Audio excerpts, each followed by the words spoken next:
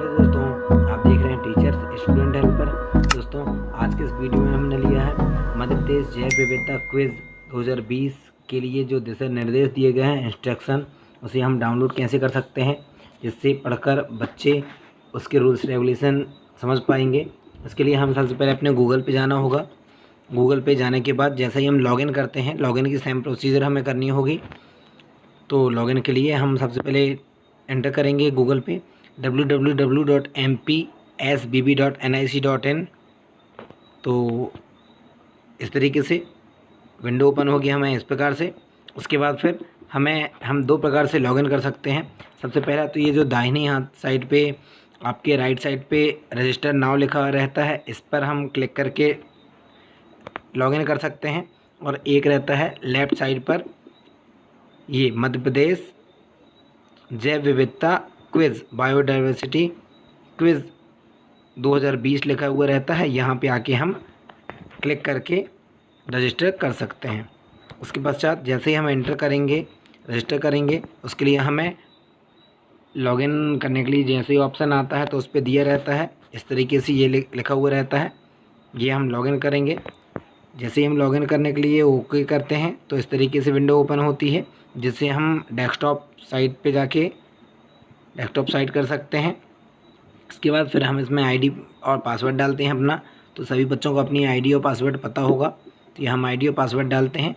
फिर हम इस पर लॉगिन करते हैं। जैसे हम लॉगिन करते हैं तो इस तरीके से हमारी विंडो ओपन होती है। मैं सबसे पहले आपको जूम करके दिखाना चाहूँगा। जैसे हम लॉगिन करते हैं तो हमारे सबसे ऊपर विद्यालय का नाम रहता है।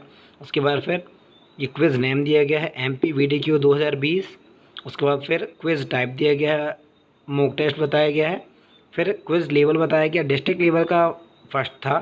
फिर इस प्रकार से अब दोनों देखते जाएंगे। फिर स्टार्ट टाइमिंग दी गई है कि 21 सितंबर को स्टार्ट हुआ था और सेकेंड वाली में 28 सितंबर दे रहा। फिर एंड टाइम था 21 सितंबर। फिर ड्यूरेशन था 30 मिनट का, और जो एक्शन अर्थात जो भी उस पर कंप्लीट हुआ वो बताया गया है। इंस्ट्रक्शन डाउनलोड करने के लिए जैसे ओके करते हैं तो हमें इस प्रकार की लॉगिन आईडी फिर से डालनी पड़ती है। जैसे हम इंस्ट्रक्शन डाउनलोड करते हैं, ये लॉगिन करेंगे। लॉगिन करने के पश्चात हम फिर से उसी विंडो पे पहुंचते हैं, और उसी विंडो में पहुंचने के पश्चात इस तरीके से ये पूरी देख लेंगे। फिर हम इंस्ट्रक्शन में ओके करते हैं, और इंस्ट्रक्शन में जैसे ही हम ओके करते हैं तो हमें आगे इस प्रकार की विंडो दिखाई देती है। ये इंस्ट्रक्शन हमारा डाउनलोड हो गया, और डाउनलोड होने के पश्चात हम फिर इस प्रकार की इंस्ट्रक्शन देख सकते हैं। और इंस्ट्रक्शन इस प्रकार हैं। मध्य प्रदेश राज्य जैव विविधता ऑनलाइन क्विज 2020 जिला स्तरीय स्तर है। बहुविकल्पी प्रश्न बताए गए हैं, जिसमें परीक्षा हेतु दिशा निर्देश दिया गया है। जिसमें निर्देश दिए गए हैं, पहला है प्रतियोगिता में भाग लेने के लिए प्रतिभागी का कंप्यूटर सिस्टम कम से कम i3 प्रोसेसर का होना चाहिए, जिसमें 4G इंटरनेट कनेक्शन होना अनिवार्य है। दूसरा है जिला स्तरीय स्तर बहुविकल्पीय प्रश्न। परीक्षा की कुल अवधि 90 मिनट की है। इस प्रश्न पत्र में कुल 100 प्रश्न हैं। प्रत्येक प्रश्न के लिए 1 अंक निर्धारित हैं। सभी प्रश्न करना अनिवार्य है, ऋणात्मक मूल्यांकन नहीं होगा। उसके बाद फिर 7वां नंबर पॉइंट आता है, यह प्रश्न पत्र द्विभाषीय है, हिंदी एवं अंग्रेजी दोनों भाषाओं में है। उसके बाद फिर बात आती है 8वां नंबर, और 8वां नंबर में बताया गया है, इस प्रश्न पत्र को प्रत्येक विद्यालय की 3 सदस्यीय टीम साथ मिलकर हल करेगी, किंतु प्रश्नों के उत्तर दर्ज करने व चयन करने का अधिकार केवल टीम लीडर को होगा। पश्चात 9वां नंबर पॉइंट, परीक्षा के दौरान सर्वर में एक घड़ी प्रदर्शित होगी। स्क्रीन के शीर्ष दाहिने हिस्से पर टाइमर में यह घड़ी प्रदर्शित होगी। टाइमर में समय शून्य पर पहुंचने पर परीक्षा स्वयं समाप्त हो जाएगी। उसके बाद फिर 10वां नंबर पॉइंट है, परीक्षा के दौरान स्क्रीन के दाहिने भाग पर प्रश्नों के पैलेट प्रदर्शित होगा, जिसमें प्रश्नों की स्थिति चिन्हानुसार प्रदर्शित की जाएगी। वाइट कलर में ये बताया जाएगा कि आपने प्रश्न नहीं देखा है।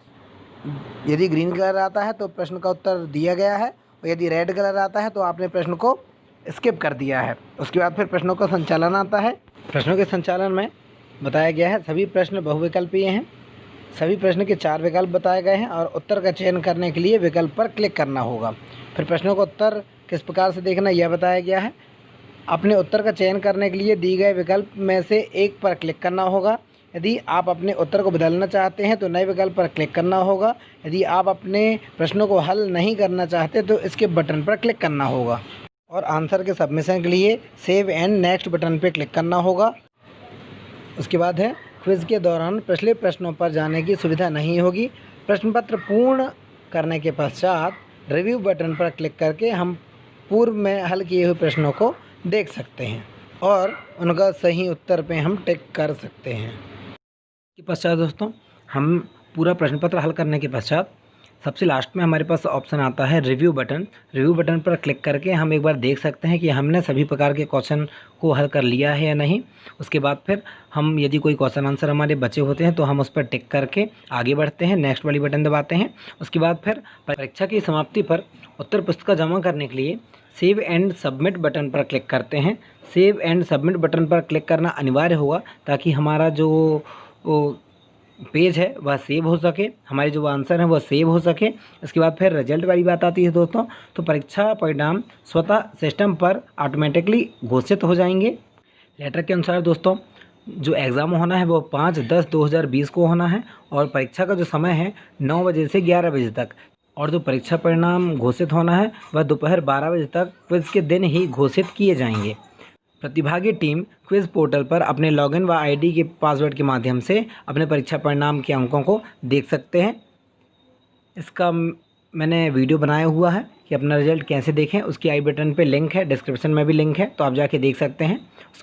उसके पश्चात दोस्तों शीर्ष 7 टीमों को जो स्तर 2 मल्टीमीडिया क्विज़ में भाग लेंगी उसके लिए चयन में स्क्रीनिंग परीक्षा पूर्ण करने की समयावधि भी एक महत्वपूर्ण मापदंड होगा जिससे उनका सिलेक्शन होगा। तो दोस्तों इस प्रकार से दिशा निर्देश दिए गए हैं जिसे हमें अपने बच्चों को फॉलो कराना है और हमें भी फॉलो करना है। इसके पश्चात घोषणा पत्र बताया गया है जिसमें मेरे द्वारा समस्त अनुदेश एवं दिशा निर्देशों को भलीभांति समझ लिया गया है। इंटरनेट बैंडविड्थ एवं इसमें संबंधित मुद्दों के लिए मैं स्वयं जिम्मेदार रहूँगा या रहूँगी।